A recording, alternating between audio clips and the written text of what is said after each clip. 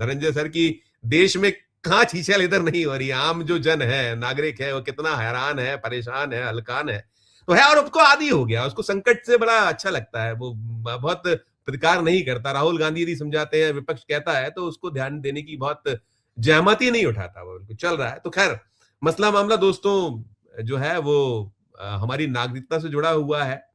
मंशा सरकार की अब, क्योंकि आप देख रहे हैं आपको कैसे अब सरकार चुन रही है कि वोटर कौन होगा। पहले वोटर चुनता था कि सरकार कौन होगी, अब तो सरकार चुन रही है। कैसे भर भर के नाम काटे गए अभी लाइन से, आप अलग अलग सूबों में सब कुछ आंकड़े हैं, बार बार उन्हें दोहराने की आवश्यकता किसी भी सूरत में नहीं है। खेल पीछे क्या है, क्योंकि अब जो एक बहुत महत्वपूर्ण डॉक्यूमेंट होता था, इसे लेकर बड़ा आमजन कहता था कि हमारे पास तो पासपोर्ट है, तब उस पासपोर्ट को भी कह दिया है विदेश मंत्रालय ने कि ये जो है नागरिकता इससे साबित नहीं होगी। अब कल्पना करिए, तो फिर हम ये सवाल है देखिए कि चाहे वो राष्ट्रपति हो, प्रधानमंत्री हो, दुनिया जितने जो जहान के जो वीवीआईपीज हैं, उनकी नागरिकता कैसे सुनिश्चित होगी? वो तो हो जाएगा, लेकिन आपका क्या होने वाला है? इसी पर बात मैं सवाल करूं पहले धनंजय जी से। उसके पहले एक वक्तव्य हम देखते हैं। वक्तव्य है देश के पूर्व विदेश मंत्री सलमान खुर्शीद, क्या कह रहे हैं, सुनिएगा। हो रहा होगा कि नागरिकता का प्रमाण नहीं होते हुए पासपोर्ट लेने में जो उनको प्रयास करने पड़ते हैं और जो कुछ बातें उनको सिद्ध करनी पड़ती हैं, तो ऐसा सरकार की ओर से ऐसी बात कहना क्या उचित है या अनुचित है? इसलिए कि एक कारण बहुत स्पष्ट है पासपोर्ट एक्ट में कि एक कारण पासपोर्ट ना देने का ये होता है कि आप नागरिक नहीं हैं। तो अगर पासपोर्ट ना देने का ये कारण है कि आप नागरिक नहीं हैं, तो पासपोर्ट देने का क्या कारण है कि आप नागरिक हैं कि नहीं हैं? जो पासपोर्ट एक्ट में है, कहीं उसमें ये नहीं लिखा है कि आपको जो जाने की आवश्यकता है या देश छोड़ने की आवश्यकता है, उसमें आपको ये सिद्ध नहीं करना है कि आप यहाँ आए हैं और आप यहाँ रहते हैं तो आप नागरिक हैं कि नहीं। ये सब सिद्ध करने की आवश्यकता कहीं पासपोर्ट एक्ट में नहीं लिखी है। लेकिन तब भी ये भी सही है कि जो नागरिकता का प्रमाण होता है और जो नागरिकता का फैसला होता है, निर्णय होता है, वो सिटीजनशिप एक्ट में होता है। लेकिन दोनों को अगर आप साथ पढ़ेंगे और साथ समझने की कोशिश करेंगे तो कुछ ना कुछ महत्व तो पासपोर्ट का होना चाहिए। तो पासपोर्ट का महत्व क्या है? क्या ये सही है कि जो इस आदमी के पास कहीं किसी दुनिया में, विश्व में किसी भी देश का पासपोर्ट ना हो, वो भारत आकर और कोई पासपोर्ट ले सिर्फ इसलिए कि वो कहे कि मुझे एक देश से दूसरे देश में जाना है या मुझे भारत आना है तो इसलिए मुझे आप पासपोर्ट दे दीजिए? तो क्या ये बात कोई समझ में आती है? मैं समझता हूँ कि साधारण व्यक्ति को ये बात समझ में नहीं आएगी। और ये घोषणा कर देनी मैं समझता हूँ काफ़ी नहीं होगा। ये घोषणा करने का क्या कारण है और इस समय ये क्यों कहा जा रहा है जब इतने दिन तक ये बात जो है वो फॉर्मली नहीं कही गई है? इसको थोड़ा सा समझाना चाहिए सरकार को। सर आप देखिए, देश के पूर्व विदेश मंत्री कह रहे हैं सरकार को समझाना चाहिए, पीछे क्या है। वही है कि इसके पीछे गेम प्लान क्या है। देखिए, आप ना जन्म प्रमाण पत्र को आप मानते हो, देश के नागरिक हैं, यही भारत में पैदा हुआ। आप ड्राइविंग लाइसेंस को मानते नहीं हो, पैन कार्ड को मानते नहीं हो, आधार कार्ड को आप मंजूर नहीं करते, वोटर आईडी कार्ड कोने में है, राशन कार्ड भी आपके लिए नागरिकता का कोई, और अब पासपोर्ट भी है आपकी, वो भी नहीं है। तो क्या है, क्या इसके पीछे खेल क्या लगता है? जो देश की हुकूमत है, हुक्मरान है, क्या चाहते हैं? क्या वो एनआरसी किसी तरीके से कि 140 करोड़ भारतीयों में जिसे हम कहते हैं ये भारतीय, वो भारतीय, जिसे हम कहते हैं ये नहीं भारतीय, ये घुसपैठ या बाहर, क्या कहेंगे? अनम्यूट कर लीजिएगा। इस पे क्या किया जाए? हंसा जाए, रोया जाए, कहा जाए कि ये सब बोलने वाले बेवकूफ हैं, पागल हैं, दिमाग खराब हो गया, क्या कहा जाए? ये रोज नया नया जो है ये जान करके फसाद लाते हैं ताकि आप इन फसादों पे चर्चा करते रहिए और उनकी कमियों को न देखिए। प्रधानमंत्री नीट का री एग्जाम हुआ, इसके लिए बधाई दे दी कि वाह क्या कमाल किया। लेकिन नीट एग्जाम देने में सॉल्वर गैंग पकड़ा गया और 200 से ज्यादा छद्म परीक्षार्थी एग्जाम दे रहे थे और कैसे एजेंसियों ने बायोमेट्रिक को धोखा दिया या सबको सरपास किया, कैसे करके बेईमानी की गई, इस पे कहीं चर्चा नहीं। तो मुझे लगता है कि ये सरकार क्या कर रही है, नया संविधान लिखना चाहती है,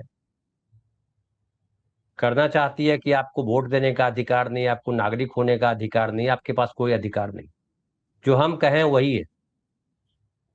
लेकिन सवाल उठता है, क्या देश के नागरिक इसको एक्सेप्ट करेंगे? मुझे नहीं पता देश के नागरिक, आपको होगा तो बताइएगा। मुझे नहीं मालूम देश की नागरिकता का क्या प्रमाण पत्र होता है। अगर आधार कार्ड नहीं है, अगर जन्म प्रमाण पत्र नहीं है, तो क्या है नागरिकता का? नरेंद्र मोदी जी के पास वो कौन सा कार्ड है जो हमारे पास होना चाहिए? नरेंद्र मोदी भारत के नागरिक है या नहीं है, कि वो भी नहीं है? नहीं, ये ये तो सवाल पूछा देखिए, जाना चाहिए। ये सवाल, यही सवाल मैं इसको मैं दिखाना चाहूंगा। ये कि एक पत्रकार है, पत्रकार मित्र ने पूछा है, देखिए आप जो करें, देखिए सरकार कह रही है पासपोर्ट नागरिकता का प्रमाण नहीं है, चुनाव आयोग पहले ही आधार, वोटर आईडी, राशन कार्ड को रिजेक्ट कर चुका है, कैसा पता करें कि जिस आदमी को 3 बार प्रधानमंत्री पद की शपथ दिला दी वो भारत का नागरिक है भी कि नहीं है, उसके पास ऐसा कौन सा सर्टिफिकेट है जिससे नागरिकता साबित हो। यही सवाल हो रहा है। तो यही बात है, हमने जो अपनी खबर में उठाई है बात को, यही बात उठाने की कोशिश की है कि देखिए, भाई कैसे साबित करेंगे। जी, ये जो प्रशांत टंडन भाई कह रहे हैं, कोई यक्ष प्रश्न नहीं उठा रहे हैं, बड़ी नहीं उठा। सिंपल सा सवाल है जी कि हाँ। प्रधानमंत्री जी आप ही आइए और बताइए कि देखिए ये प्रमाण पत्र है आपके पास, जो मेरे पास है, तो भारत का इतना ही कह दीजिए कि आपके पास जो प्रमाण पत्र है उसी को बाकी सबके पास है तो ठीक है, नहीं तो उनको हिंद महासागर में फेंक आएंगे। ऐसा बोलो ना। अरे बताओ कि क्या डॉक्यूमेंट होता है जिससे पता चले कि नागरिक है। आपकी डिग्री का पता नहीं और आप हमसे सब पता पूछ रहे हैं कि जमीन, अब कई लोग कहते हैं जमीन के कागजात से पता चलेगा। जमीन के कागजात हो सकता है मेरे दादाजी आए होंगे लंदन से, जमीन खरीद ली होगी। नागरिकता का जो कागज है वो कहता है कि आजादी से पहले 1947 से पहले जो देश में रहा वो भारत का नागरिक है। कैसे प्रूव करेंगे कि देश में हम थे? प्रूव करने का कोई क्राइटेरिया होगा?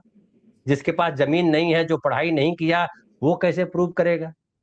तो मुझे लगता है नरेंद्र मोदी को खुद पहले प्रूव कर देना चाहिए कि हाँ, मैं भारत का नागरिक हूं। भारत का नागरिक, भारत को कोई भी भारत का प्रधानमंत्री बन सकता है। इसका मतलब तो यही हुआ ना कि कोई भी व्यक्ति भारत का प्रधानमंत्री हो सकता है। वो वो पुर्तगाल से भी आकर के भारत का प्रधानमंत्री हो सकता है, वो इटली से भी हो सकता है, वो जहन्नुम से भी आया हुआ व्यक्ति भारत का प्रधानमंत्री बन सकता है। हम लोग तो अब तक यही पढ़े कि चुनाव लड़ने का अधिकार उसी को है जो भारत का नागरिक है।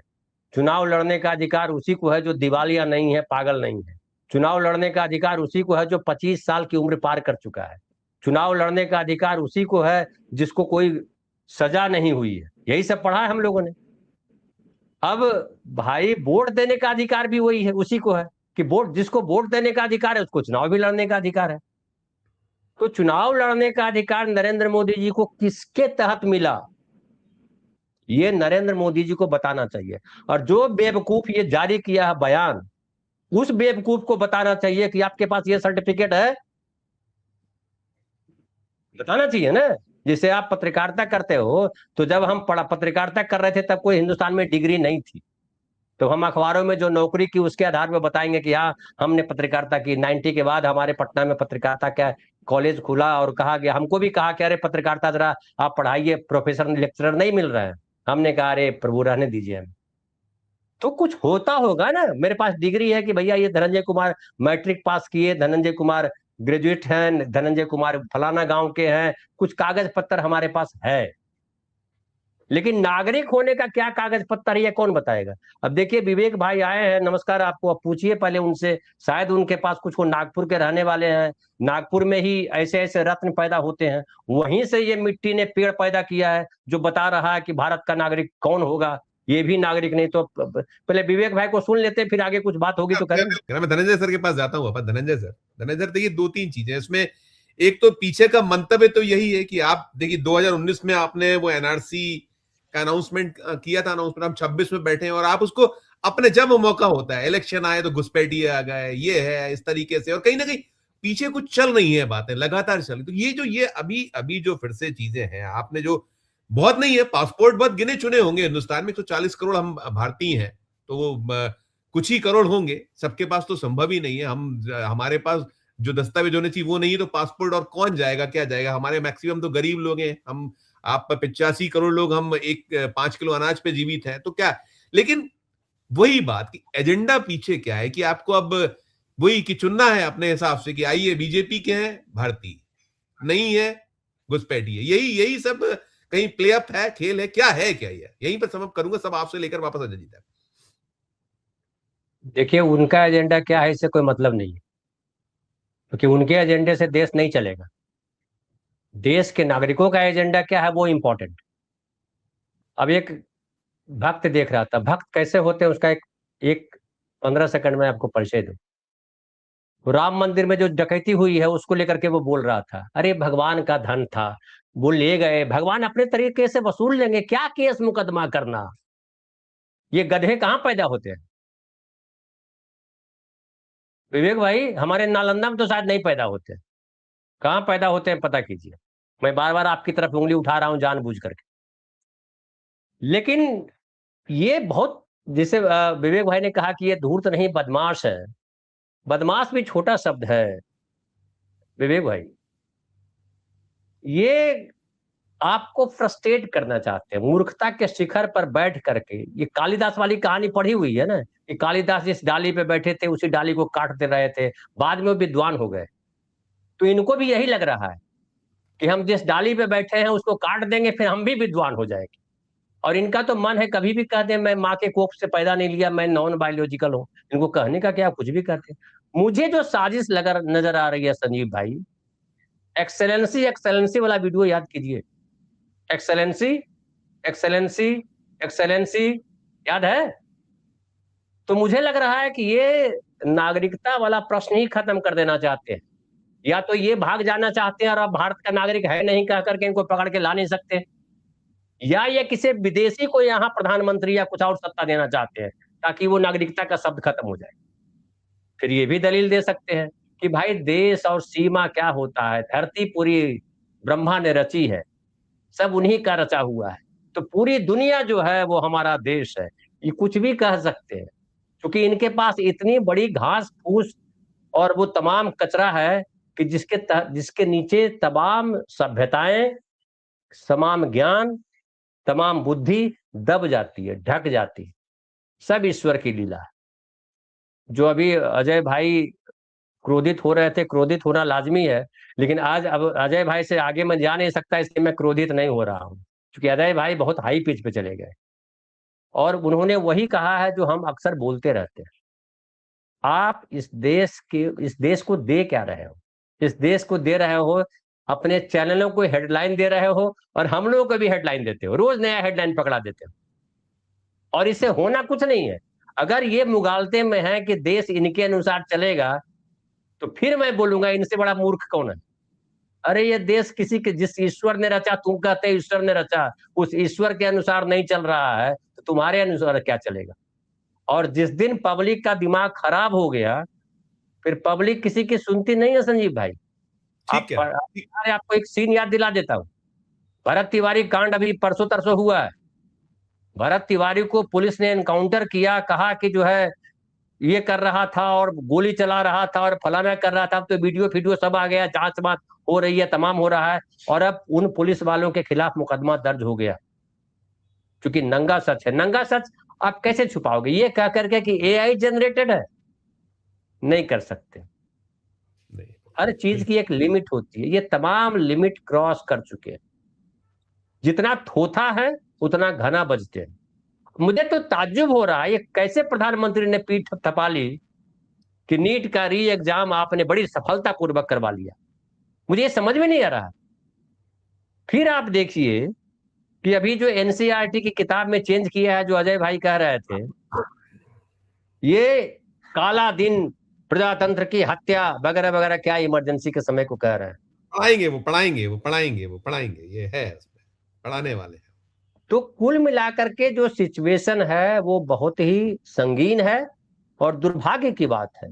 जो विवेक भाई कह रहे थे, अजय भाई ने भी कहा कि सुप्रीम कोर्ट भी इसमें शामिल है, न्यायालय भी इसमें शामिल है, न्यायाधीश भी इसमें शामिल है। लेकिन मैं एक अच्छी बात मानता हूं विवेक भाई और अजय भाई और संजीव भाई और जो देख रहे हैं, कि ये खुद नंगा होकर के बता रहे हैं कि हम नंगे हैं। हम तो समझ रहे थे कपड़ा उपड़ा पहन करके सभ्य हैं, लेकिन ये खुद नंगे होकर बता रहे हैं हम सभ्य नहीं है, हम नंगे हैं।